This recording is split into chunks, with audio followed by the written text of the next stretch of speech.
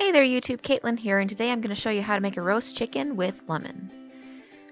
So to start off with, we are going to brine our chicken, make it a little bit extra juicy. So in a large bowl, I'm adding some garlic powder, some onion powder, a bay leaf,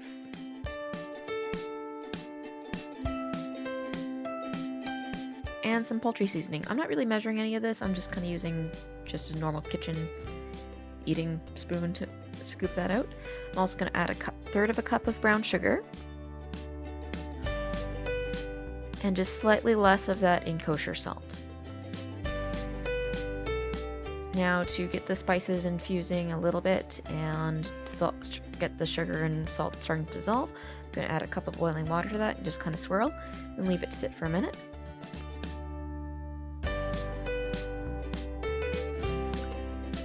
And I'm going to add 4 cups of cool water to that. And that should cool the mixture down a bit so it's not warm, not cold, just kind of lukewarm. I'm going to add a few dashes of Worcestershire sauce, some soy sauce. Just kind of stir that around for a bit.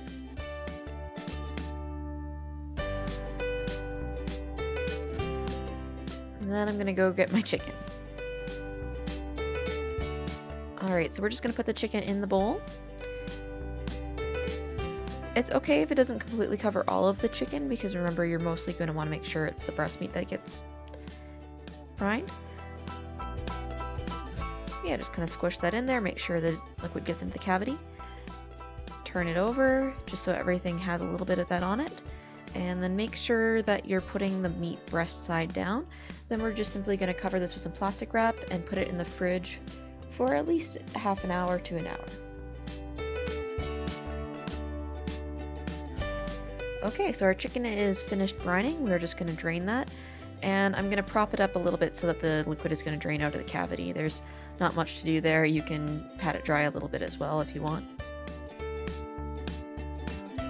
And then we're going to work on our chicken rub. So I've got the zest of 1 lemon grated here.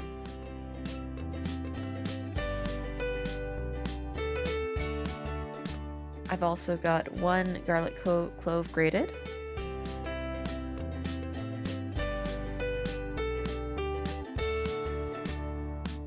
I'm going to add, that's actually a little bit of Montreal steak spice, the no salt variety, and some poultry seasoning, and a little bit of onion powder.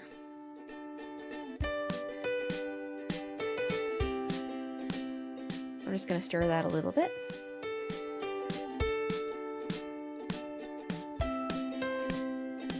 And then we're going to add enough olive oil to that to make a thin paste. So stir that in a little bit at a time until you get the right consistency. It's okay if it ends up being a little bit runny, but you don't want to add a whole lot of olive oil in all at once and have it completely liquid. So just add little by little until the consistency is right.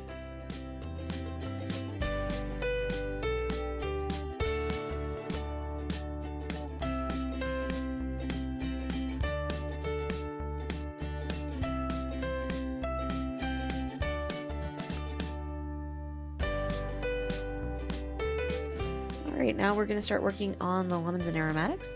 So I'm going to slice these lemons in a very particular way. So I'm going to cut it down vertically, almost but not quite to the bottom. Then I'm going to turn it over and rotate it 90 degrees, and then I'm going to cut down again. So we should end up with something that unfolds like kind of an accordion there.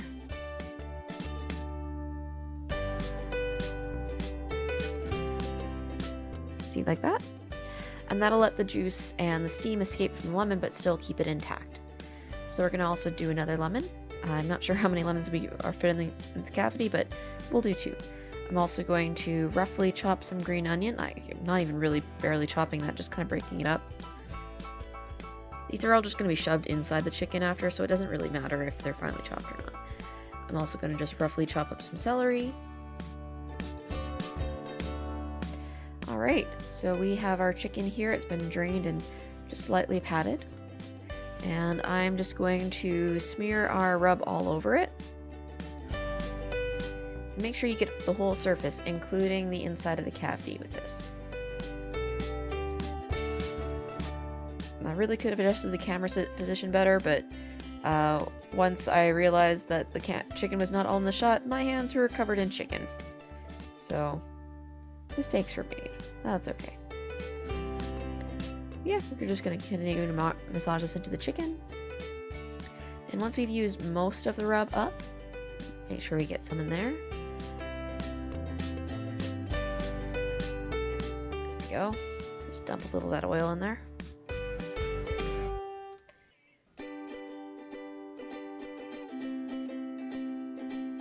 Anyways, once we've finished rubbing our chicken, we are going to stuff that cavity with at least one of the lemons. And some of those aromatics. So I'm shoving in some of the leafy bits of celery. There's our lemon. Grab some of that green onion. A little bit more celery. You basically just want that cavity to be just completely full up with lovely fragrant vegetation.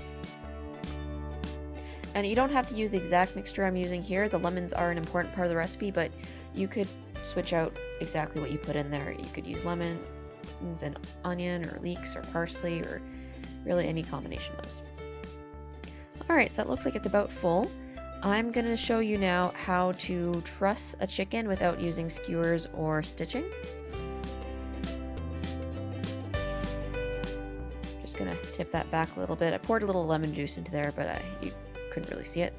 Anyways, so you're going to take that loose skin that's on the edge of the hole, and you're going to want to make a slit into it on each side. There we go, just like that. First knife was not quite sharp enough.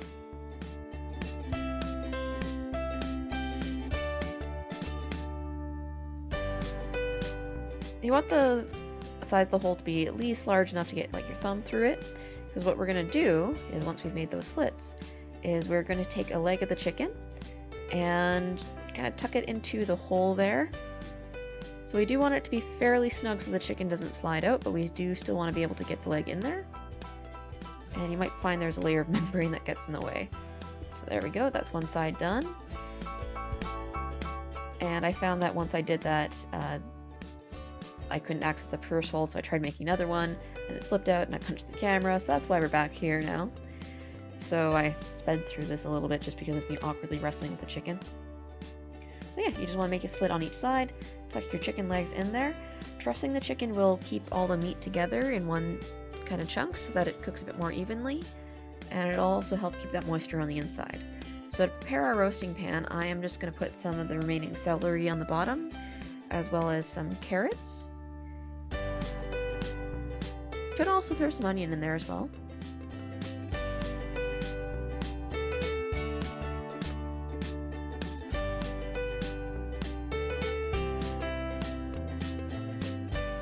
And I'm going to add the leftover little bit of green onion as well.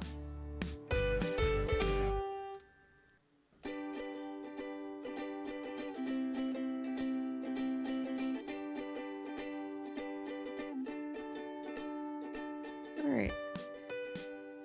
Or I guess I did that in the next step.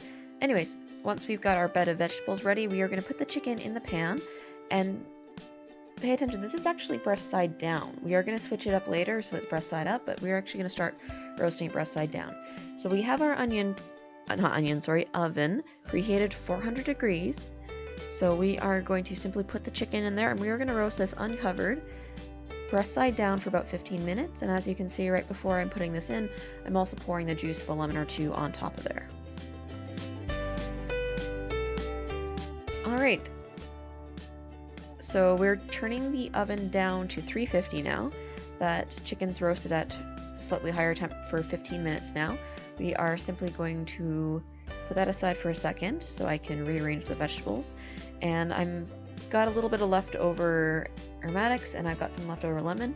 So I'm actually going to dump those into the dish as well.